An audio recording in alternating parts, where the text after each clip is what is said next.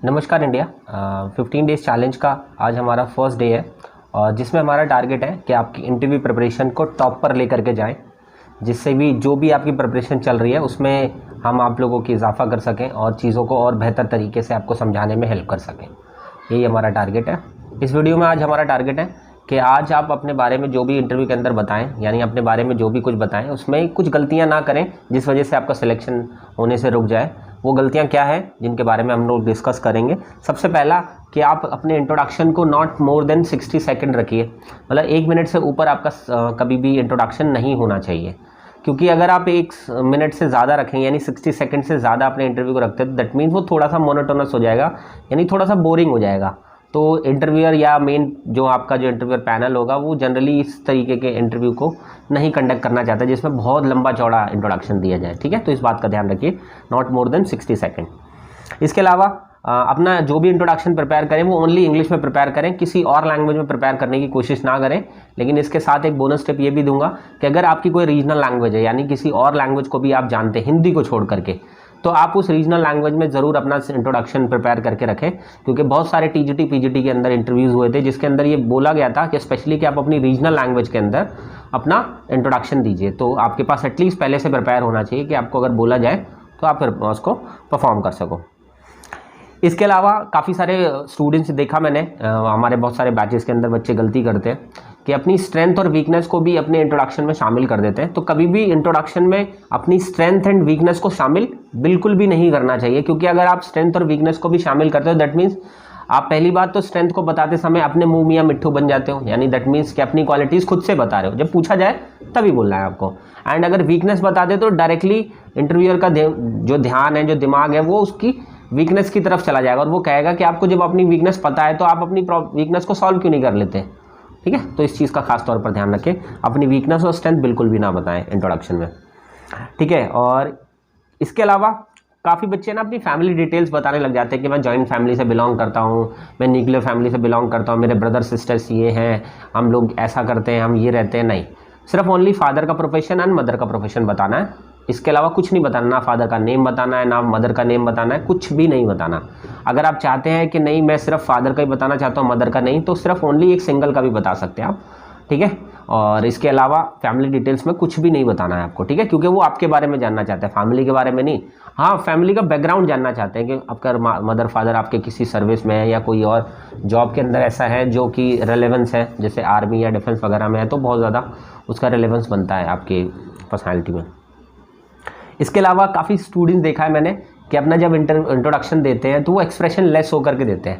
तो कभी भी एक्सप्रेशन लेस होकर के अपना जो इंट्रोडक्शन है इंटरव्यू के अंदर वो बिल्कुल भी परफॉर्म ना करें। उसके अंदर एक एक्सप्रेशन होना चाहिए, हल्की सी स्माइल होनी चाहिए, स्माइल ज़्यादा ना लगे, हल्का सा ऐसा एक्सप्रेशन होना चाहिए कि आप पॉजिटिवली अपने इंट्रोडक्शन को दे रहे हो और खुशी फील कर रहे हैं इंट्रोडक्शन, ऐसा बोर फील ना करें या कुछ ऐसा एनर्जी फील करने की कोशिश करनी है आपको जो उस एनर्जी को ट्रांसफ़र कर पाओ आप पैनल के अंदर भी। ठीक है, तो इस चीज़ का खास तौर पर ध्यान रखें और अपना इंट्रोडक्शन एक फ्लो में ना दें। जैसे काफ़ी सारे स्टूडेंट होते हैं एक ऐसे कविता सी गा देते हैं, जैसे एक ही सुर में गा देते हैं, एक ही सुर में ना गाएं, कहाँ स्ट्रेस देना है, कहाँ अनस्ट्रेस करना है, ठीक है, कहाँ पर रुकना है, कहाँ पर थोड़ा सा, जैसे कि आप जब 2 सेंटेंसेस बोलते हैं तो उसके बीच में हल्का सा पॉज लेना, हल्का सा 1 सेकंड का पॉज लेना, देन दूसरा आपको स्टार्ट कर देना है अपनी लाइन।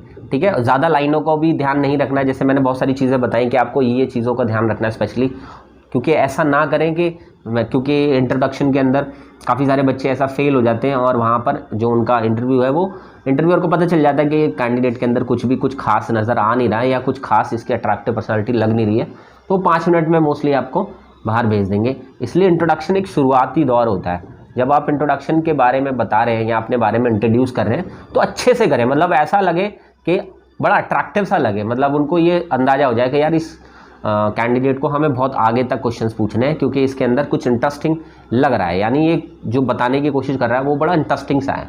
ठीक है, जैसे मैं भी मॉक इंटरव्यूज़ वगैरह लेता हूँ तो उसमें भी मेरे को ऐसा लगता है कुछ बच्चों का ना इंट्रोडक्शन मुझे बहुत ज़्यादा अट्रैक्ट करता है, मेरा मन करता है कि उनको पूरा full mock interview free of cost कराऊँ मैं। क्यों? क्योंकि मुझे बड़ा अट्रैक्टिंग लगता है उनका इंट्रोडक्शन और वो पर्सनैलिटी मुझे अच्छी लगती है और सेम एज आपको जो इंटरव्यूअर होंगे उनकी भी देखने को मिलेगी। तो इसलिए कोशिश ये करें कि अपनी इंट्रोडक्शन को इतना अट्रैक्टिव बनाएं कि वो आपसे क्वेश्चंस पूछने के लिए मजबूर हो जाए।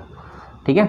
अब मैंने बहुत सारी चीज़ें बताई कि आपको क्या क्या नहीं करना है, कौन कौन सी चीज़ों का ध्यान रखना है। इसके अलावा आप इंट्रोडक्शन में बताएं क्या, तो इंट्रोडक्शन में आप अपने बारे में बताइए, कहाँ से बिलोंग करते हो वो बताइए, फैमिली डिटेल्स में मदर फादर क्या करते हैं वो बताइए, अपनी क्वालिफिकेशंस बता दीजिए, स्पेशल अचीवमेंट्स बता दीजिए, कंप्यूटर से रिलेटेड अगर आपने कोई भी चीज़ की हुई है तो वो भी ज़रूर बताएं। इसके अलावा अगर आपने टीचिंग का कोई एक्सपीरियंस गेन किया हुआ है तो टीचिंग एक्सपीरियंस भी बताएं। इसके अलावा लास्ट में एक लाइन ज़रूर ऐड कर दें, ये बोनस टिप है आप लोगों के लिए, कि आई बिलीव इन, जैसे कि I believe in honesty is the best policy, I believe in beauty is in the eyes of beholder, I believe in कर्म ही पूजा है, या कुछ भी ऐसी लाइन, क्योंकि लास्ट में जब वो लाइन बोलते हैं आप थोड़ा अट्रैक्टिंग लगेगी, ठीक है।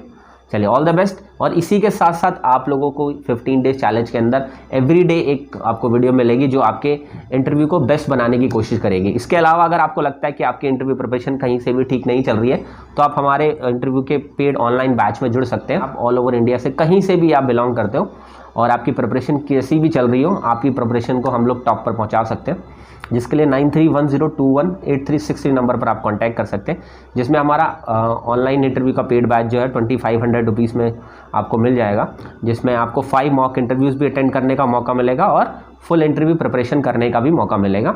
इसके अलावा जो इंटरव्यू की क्लासेस होंगी वो आपकी इंटरव्यू तक चलेंगी, मतलब टेल इंटरव्यू, जब तक आपका इंटरव्यू नहीं हो जाता। लेकिन इसके अलावा अगर आपको लगता है कि मुझे रिजल्ट तक का वेट करना है और रिजल्ट के बाद ही मैं प्लान करूंगा कि मुझे अच्छे से इंटरव्यू प्रिपरेशन करनी चाहिए या मॉक इंटरव्यूज़ वगैरह करनी चाहिए, तब आप हमारा एक 500 रुपीज़ में हम लोगों ने एक बैच बनाया इंटरव्यू का, जिसमें इंडिविजुअल टेंशन तो नहीं दे पाएंगे हम आपको या मॉक इंटरव्यूज़ तो नहीं करा पाएंगे, लेकिन एटलीस्ट आपकी इंटरव्यू प्रिपरेशन कंटिन्यू रह पाएगी। और ये उन लोगों के लिए जो सीरियस कैंडिडेट है और रिजल्ट तक का वेट करना चाह रहे हैं, तो उसमें 500 रुपीज़ ही आपको चार्ज पे करना पड़ेगा, जिसमें आपको इंटरव्यू प्रिपरेशन कराई जा सकती है। उसके लिए भी आप सेम नंबर पे 9310218363 नंबर पर कांटेक्ट कर सकते हैं और आप उस बैच को ज्वाइन कर सकते हैं। चलिए, मिलेंगे किसी और एक नई वीडियो के साथ 15 डेज चैलेंज को कंप्लीट करने के लिए। और आप लोगों को इस वीडियो के बारे में कैसा लगा वो ज़रूर कमेंट सेक्शन में बताएं। इसके अलावा मिलेंगे कल एक और वीडियो के साथ। Thank you so much, all the best and preparation करते रहिए।